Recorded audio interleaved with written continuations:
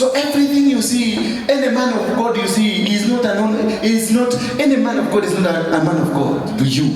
He can be a man of God, fully anointed, powerfully anointed, but you don't belong to his anointing. Yes, you will sit under him and no blessing will come to you.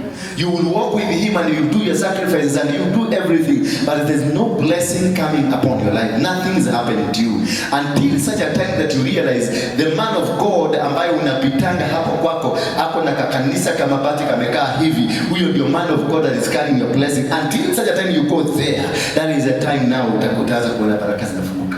Unakaa tu siku mbili unasikia sister wako hamukiani na yeye na ako Germany, ako na kigari nataka kukutumia. Nikawa kale koko da kwingine. Na hapo ya ninaangalia hai tengo kule hapa geti kwenda kutumia. Because when we went to that altar, the blessings were activated. Amen. The altar will activate the blessings. So there is an altar you can go, the blessing will be deactivated. And there is an altar you will go, and it's not a demonic altar, it's a godly altar. There is an altar you go, and your blessing will be activated. Meanwhile, you can go to another altar of God, and it's truly godly altar, but you are deactivated because you don't belong there. You belong here. So you must be able to know what is the kind of a person you are walking with in terms of spiritualism. Abraham was told by God, do not go with any person of your family household. Do not walk with them. Do not go. But because of mercy, and this is what has really killed Christians, because of mercy, compassion, because of pretending to be better, to be knowing things than God, because this mercy, it is not a genuine mercy, it is a mercy that you pretend to be better than God. God has told you, wachana na huyo mama, lakini unasema ninamhurumia, wachikede mtaini. Little did you know the money that God gave you belonged to Buju, not to this man. Now Buju umemkuta pale ameweka miguu pamoja. Kipe shilingi. Sasa unasikia huruma. Unampatia shilingi. Kumbe hiyo shilingi ilikuwa ya huyu. Maana huyu ako na mtoto mgonjwa, anahitaji msaada wa hiyo shilingi. Sasa umepatia yule. Ukifika kwa huyu unasema hata yule nilipatia na Mungu, no, ulipatia shetani. Haukupatia Mungu. You have wasted. You have lost it. Yet you've done whatever you did is right. Whatever you did, the giving you did is not. You kwenda kwa shetani, hukwenda kwa baba, ulipatia mtu wa Mungu genuinely from your heart, but you misplaced your blessings, and from them you are deactivated. Yet you become to church, but completely deactivated. There are people who are men and women of God. They are pastors, they are bishops, they are archbishops, but they are deactivated completely. Neno ako nayo mzuri, akikamata Biblia anakutongia neno mpaka unaona biguni na unaokoka, na ukitoka hapa unaenda unabarikiwa. Lakini yeye anaachwa ukikutoka kuombea pale. Man of God, I want to see you in my office. Na hiyo ofisi unampeleka, anakupeleka nje pale kwa mti. Sababu hakuna ofisi. Anakwambia tuombe kwanza, because anataka kukuintimidate. Tuombe kwanza. Katika jina la Yesu Kristo ninakuabudu. I thank you because of this brother. I know you have blessed him with a lot of endowment. I know you've given him huge riches so that he can be a blessing to men of God like me.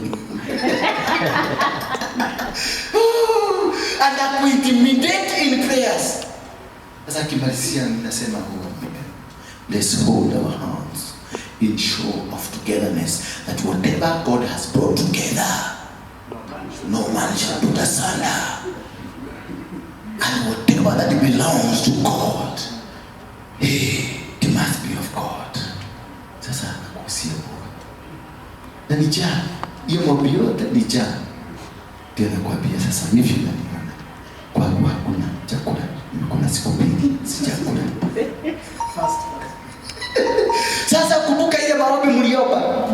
Ile maombi mliomba huyu mtu amebarikiwa, na kweli nimebarikiwa.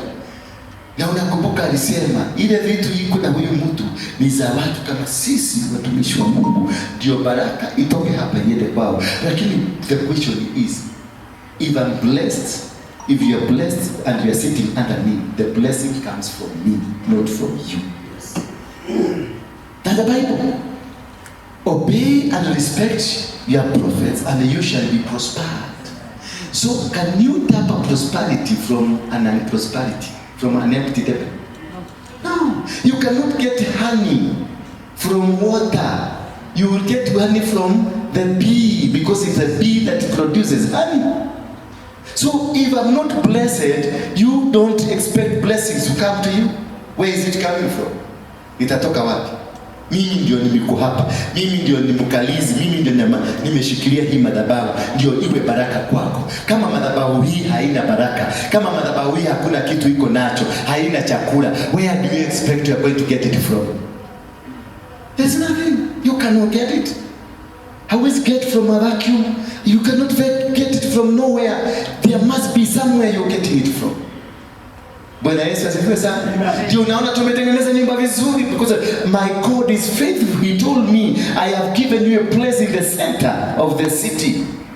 And when I came here the day I decided to take it over, people send money. I asked, nikambia nimepata mahali, ninawaombeni mtusaidie kulipa rent. Within a day the rent was complete. A day.